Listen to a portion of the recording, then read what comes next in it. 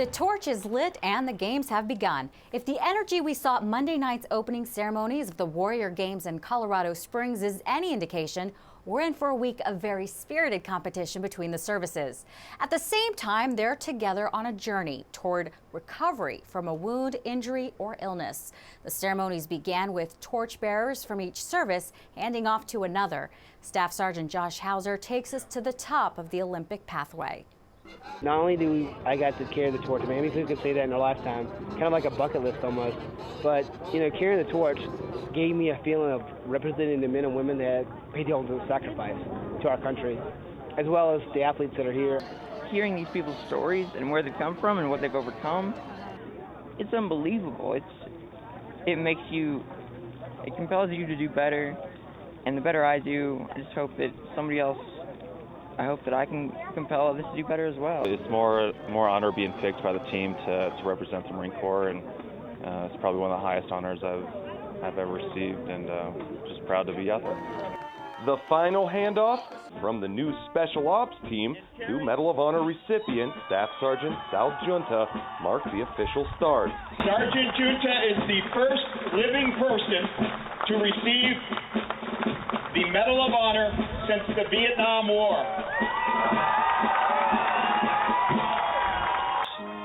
It gives me goosebumps just kind of going over it right now. At the time, it's too surreal to actually imagine, but to be able to salute them and receive the torch from them, and just to see the spirit and the will behind all these men and women that are competing, it blows my mind.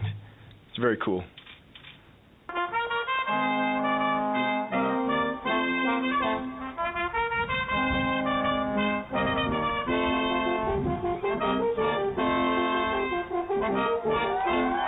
"200 athletes, each with their own story and ready to compete.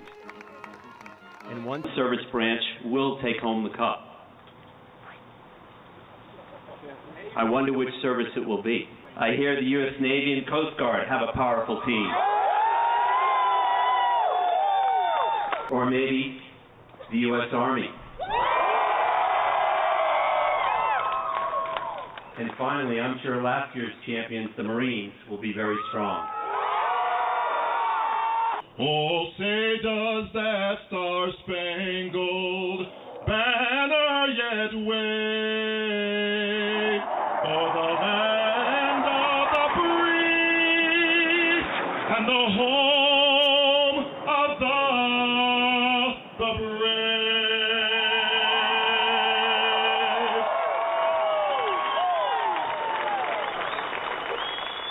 Tuesday's events include track and field and wheelchair basketball and seated volleyball preliminaries. The Pentagon Channel is your station for complete coverage of Warrior Games. Our team in Colorado Springs will bring you extensive reports all week long. You can also log on to pentagonchannel.mil for more information and to download Warrior Games podcasts. It's been over 2 months since the March 11th earthquake and tsunami that devastated many parts of Japan. Airman First Class Jimmy Moreland shows us what life is like in the wake of disaster. This is Misawa Air Base, located in northern Japan, just 200 miles from the epicenter of the March 11th earthquake. Today, it's difficult to see any remnants of the disaster just over 2 months ago. But turn on any major American news network, and the coverage of the conditions in northern Japan will tell a tale of widespread destruction and misery, compounded with ongoing fears of a catastrophic nuclear meltdown. How does this compare to other disasters that we've seen in recent history? The specter of radiation, food shortages, and power outages has many people outside of Japan worried. It spirals out of control. We could lose a good chunk of northern Japan. A lot of people came back with, oh my gosh, we had no idea what was happening and all that sort of stuff. All we can see is, we're seeing buildings crumbling and radiation pictures all over the place and a bunch of pictures of maps, and they don't know where anything is, and it was all just really frightening for everybody. The truth is, life here in Misawa is quite different from the picture painted on network news. The community here has rebounded to what leadership is calling the new normal. Kids are back in school, base services are on normal operating hours, even the golf course is open. In fact, one of the greatest sources of distress for this community is the sensational coverage in the media.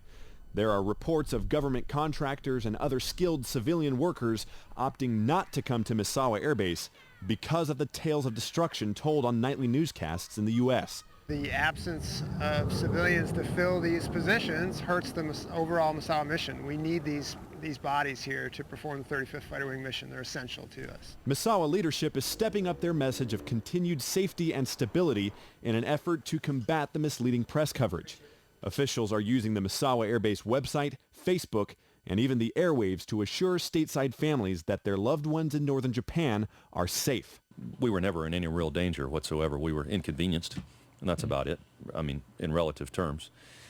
But one of the things we need to do, though, is pass a little bit of that perspective on to our families back in the States, because a lot of them are still concerned. All they've seen is the sensational news. All they saw was that destruction, and they're still seeing it. There's no question. There are still people in Japan in desperate situations. But the community here in Misawa is lucky enough to have come through this disaster with no deaths, no injuries, and no significant damage. The focus here on the ground is helping those who were not so fortunate. Airman First Class Jimmy Moreland, Misawa Air Base, Japan. Speaking of lending a helping hand, military children in Misawa held this can drive to help victims of the disaster. The Cummings Elementary Student Council heard about a nearby community in desperate need and decided to collect canned food to support their host nation. They collected over 600 cans. Turning to the flood fears across the South, the Army Corps of Engineers opened a major spillway in Louisiana over the weekend to divert water away from larger cities downriver. That plan seems to be working and is lessening the force of the Mississippi River. Preventing water levels from rising any higher was accomplished by opening even fewer gates at the spillway. Only 11 of 125 are now open. We'll be right back.